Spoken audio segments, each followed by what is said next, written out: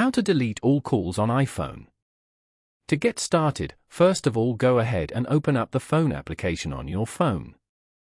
The phone app features a keypad for manual number entry, a favorites list for quick access to frequently called contacts, and a recents list for reviewing recent calls.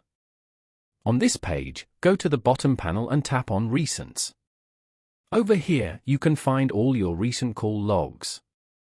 Go to the top left corner and tap on Edit. Then, tap on Select. From here, press and hold the call log you want to delete and swipe left. Then, tap on the Delete button. If you want to delete all the call logs instead, then tap on Clear All Recents below. Following these steps, you can easily delete all calls on iPhone. Thank you for watching. Please leave a like if this tutorial helped you, or leave a comment below if you have any questions related to the video.